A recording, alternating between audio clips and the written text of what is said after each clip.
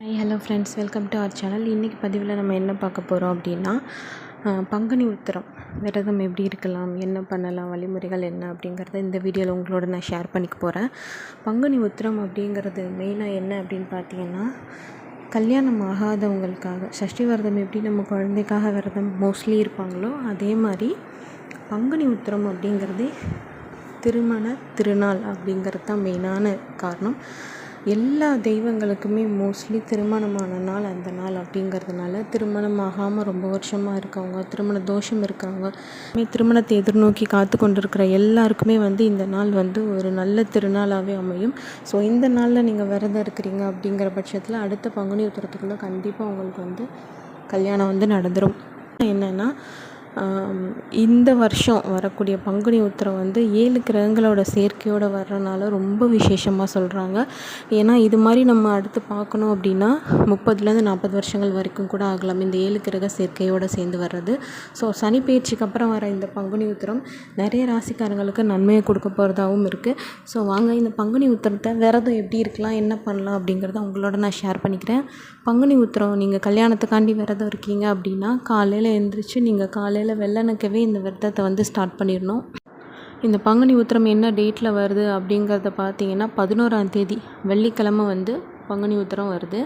அதாவது அந்த உத்திர திதி நான் இந்த இதில் உங்களுக்கு காமிச்சிருக்கேன் பாருங்கள், அந்த ஸ்லைடில். இந்த மாதிரி பங்குனி உத்திர திதியும் நமக்கு வேணும் அப்படின்னா, நீங்கள் பங்குனி உத்திரம் அதாவது 11ஆம் தேதி காலையில் 10:15க்குள்ளேயே நீங்கள் உங்கள் பூஜையை ஸ்டார்ட் பண்ணிவிடுங்க.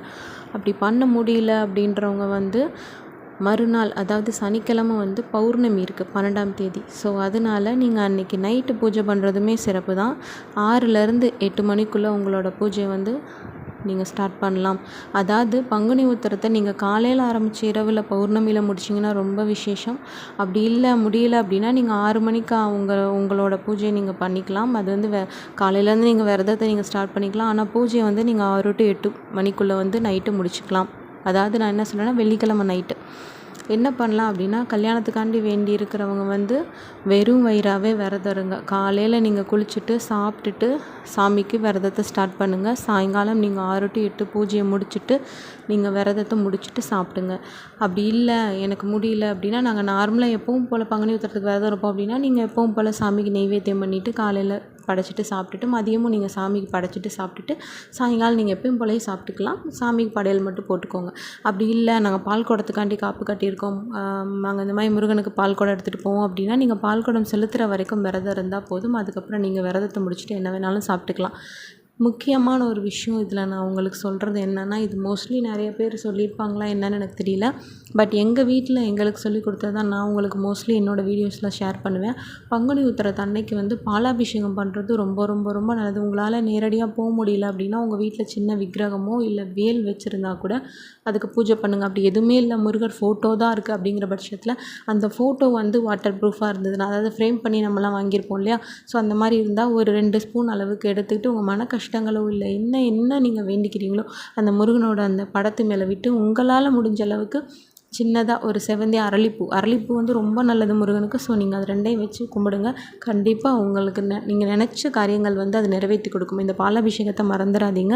இன்னொரு விஷயம் உங்கள் எல்லாருக்குமே நான் சொல்கிறேன், பங்குனி உத்திரத்துக்கு கல்யாணத்துக்காண்டி நீங்கள் விரதம் இருக்கீங்க அப்படின்னா, ஒரு 5 ரூபாய் காசு நீங்கள் எப்படி அதை ரெடி பண்ணுறீங்களோ, இல்லை 5 ரூபாய் அப்படிலாம் கிடையாது, 5 ரூபாய் காயின்ஸ் எடுத்து அதில் சந்தனம் நடுவில் வச்சு அதில் குங்குமம் வச்சு உங்கள் வீட்டில் நெல்மணின்னு சொல்லி இருக்கும் தெரியுமா, இப்போ நெல்மணி நம்ம வீட்டில் இருக்கும். ஸோ அந்த நெல்மணியை உங்கள் உள்ளங்கையில் கொஞ்சோண்டா கொட்டி இந்த 5 ரூபாய் காசு அதில் வச்சு கையில் வச்சு நல்லா மூடிட்டு, அடுத்த வருஷத்துக்குள்ளே எனக்கு கல்யாணம் ஆகணும், இந்த நெல்மணி விளைஞ்சு அரிசி எல்லாருக்கும் உணவாகிற மாதிரி இந்த நெல்மணி மாதிரி என் குடும்பம் நல்லபடியாக விளைஞ்சு வரணும், இதை இப்போதைக்கு உனக்கு காணிக்கையாக கொடுக்குறேன்னு சொல்லி அந்த உள்ளங்கையில் இருக்க அந்த நெல்மணியவும் அந்த 5 ரூபாய் காசையும் ஒரு மஞ்சள் துணியில் போட்டு அதை நல்லா முடிஞ்சு முருகனை நினச்சி உங்கள் பூஜை அறையில் வச்சுருங்க. நீங்கள் டெய்லி பூஜை பண்ணும்போது சாதாரணமாக அதுக்கு சூடம் காமிச்சிக்கிட்டிங்கன்னா கூட போதும்.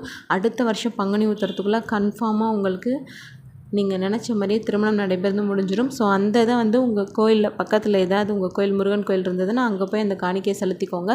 இது கண்கூட எங்கள் வீட்டில் நிறைய பேருக்கு இந்த பரிகாரம் நடந்திருக்கு, அதனால அதை உங்களுக்கு நான் ஷேர் பண்ணியிருக்கேன்.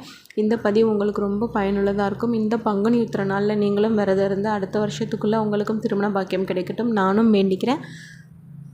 என்னோடய சேனலை இது வரைக்கும் நீங்கள் சப்ஸ்கிரைப் பண்ணாமல் பார்த்துட்டு இருந்தீங்கன்னா சப்ஸ்கிரைப் பண்ணிக்கோங்க. உங்களோட சின்ன சப்ஸ்கிரிப்ஷன் வந்து எனக்கு பெரிய மோட்டிவேஷனாக இருக்கும். தேங்க்யூ.